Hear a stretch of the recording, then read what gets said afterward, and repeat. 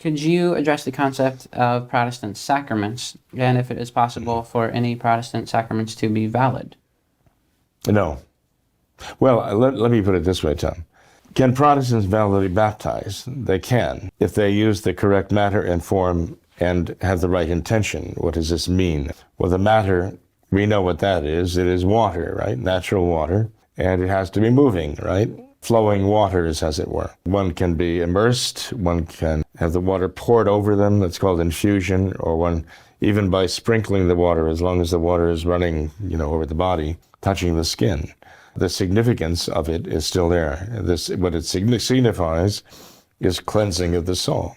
And the form is the statement that says what this means. I mean, there are many times we get in the shower and turn on the shower and the water is running over us, we're not being baptized. But the form, the statement of the significance of pouring this water or immersing this person, whatever, I baptize thee in the name of the Father and of the Son and of the Holy Ghost. That has to be joined with the matter applied to give us the outward sign, which is the very definition of a sacrament, an outward sign instituted by Christ to give grace. And one has to have at least the intention to do what the Church does for baptism.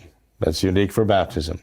So God has made baptism very available to people so that as long as one pours the water or immerses one in the water, pronounces the words stating the meaning of what that action is, I baptize you in the name of the Father and of the Son and of the Holy Ghost, with the intention of doing it at least what the Church does.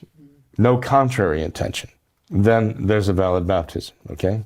But when you ask, do Protestants have valid sacraments? Insofar as they are Protestant sacraments, that's another issue. There's really no such thing as a Protestant sacrament.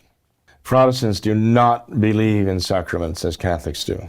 If you were to ask a Protestant, what does baptism do? What does the Eucharist do? Let's say they believe in those two sacraments, okay? They've rejected, by and large, the rest of them. But even the ones they keep, they have completely redefined. Their idea is, well, you're saved by faith, so baptism is meant to increase and deepen and confirm your faith, that you're saved.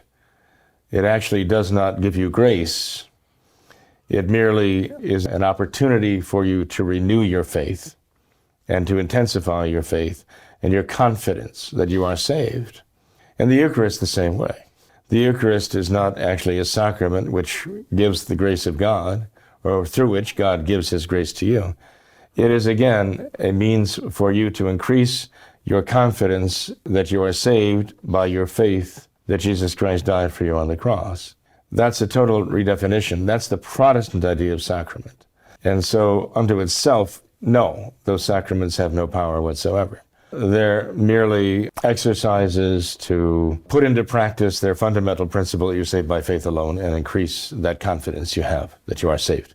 So with regard to the Eucharist, of course, the consecration of the body and blood of Christ, they do not believe in that. They have explicitly rejected the idea of the real presence. Luther himself did not. He believed in impanation, for example, that Christ somehow moves in and kind of coexists with the bread and conceivably with the wine too, and that somehow one is receiving Jesus when one receives that in some spiritual way. Again, that is not in any way, shape, or form the Catholic sacrament of the Holy Eucharist, right? Again, it is just meant to excite your confidence that you are saved by your faith. One has to be very clear on the fact that the modernists, as well as the Protestants, have redefined the word sacrament. And they use the word sacrament, but they don't mean the same thing. Mm-hmm.